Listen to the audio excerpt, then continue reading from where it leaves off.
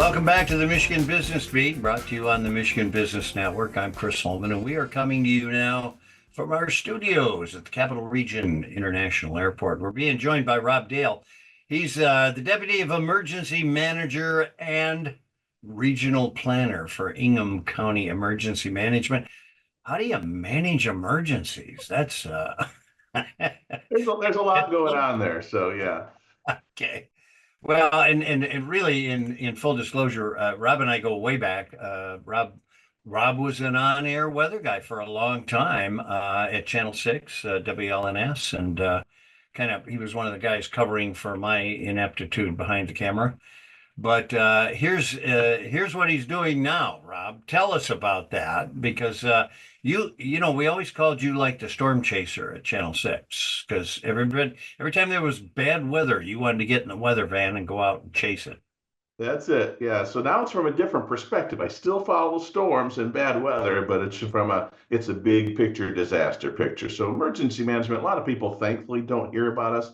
We're kind of like the Amazon of disasters. So we don't fight the fires, but if the fire chief needs more resources or something from outside the area, we have agreements with our neighboring counties, with the state, with the feds. So we're kind of that aspect, but our goal is for disasters not even to happen in the first place. So a lot of our time is working on planning, preventing, mitigating these disasters. We can't stop them, but what can we do to make them a little bit less impactful? And if they do happen, how can we help out? So Ingham County, is their structure like other counties? And is this kind of stuff orchestrated by FEMA or Homeland Security or anybody like that? So we work a lot with them. So every county does have an emergency management program. We actually have several in our county. Lansing also has one. The city of Lansing does. Delhi Township, Michigan State University. So we're all kind of coming together. And we do a lot of training on things that are very rare in this area. So thankfully, major disasters don't happen often, but when they do happen,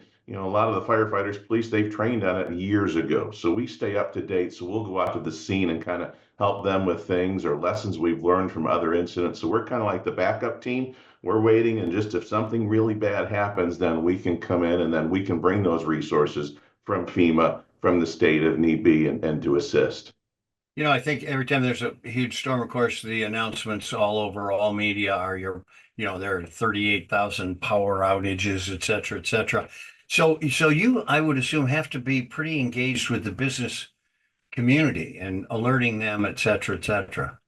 We do. We not only alert them, we have some resources that we ask for from them. So, we've made arrangements with some of the bigger businesses in the area that just in case we need a lot of food, a lot of them have their own cafeterias still these days or some sources. So if we need somewhere to shelter a couple people for some time. So we work with big businesses, we work with small businesses, because a lot of smaller businesses don't put the time and effort they need into continuity planning and some backup plans. So we can give them some assistance on, what works, what should you be looking at based on the size of your business, how can we help you? Because, a lot of people go on the plan of hope, and hope is not a good plan. So we can kind of help them put some things into motion. Here's where you should back up your payroll. Here's how and not give them specifics, but give them ideas to think about in case something happens, they lose their facility, or there's a chemical leak, they can't be on their site for a day or two. Can they still operate? Yeah, I mean, like you said, you can't stop an emergency, but the preparation to deal with it is probably paramount. So, listen, one of the reasons we're having you on is an upcoming event that you've set up here at the Capital Region International Airport soon. Tell us about that.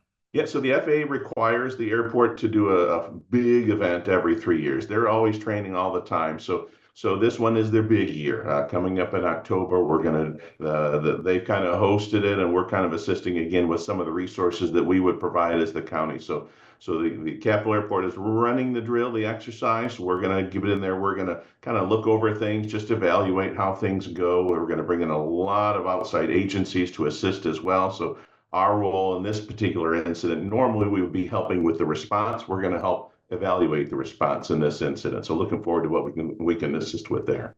So is this kind of routine preparation or something special for your? This is a specialer version of it. So every year we have to do some sort of exercise out there. This is a big one. So we're going to have actually some volunteer victims who will be on the scene, real people with cards that will say I'm hurt or I'm dead, even in some cases. And so we'll work on transporting them to a simulated hospital. We'll work on setting up a family assistance center so that if we had to reunite some of the survivors with families, we would do that. So we're going to kind of go through the process of had an actual crash occurred on the airport property, how would it respond in a real world? And we'll have real fire trucks, real ambulances, real medics, real police officers out there. So everyone's going to be participating. The victims will be fake, and we're not going to crash a plane, but this will be a significant incident for the airport.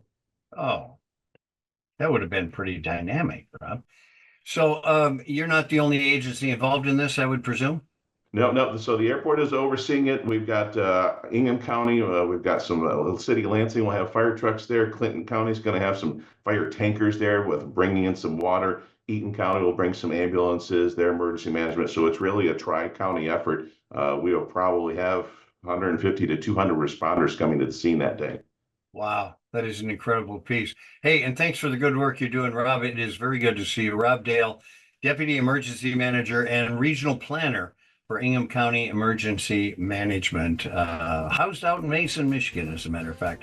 Thanks for being with us, buddy. Good to see you. All right, good to see you. Thanks, sir. All right, you're watching the Michigan Business Beat on the Michigan Business Network. I'm Chris Holman. We'll be back.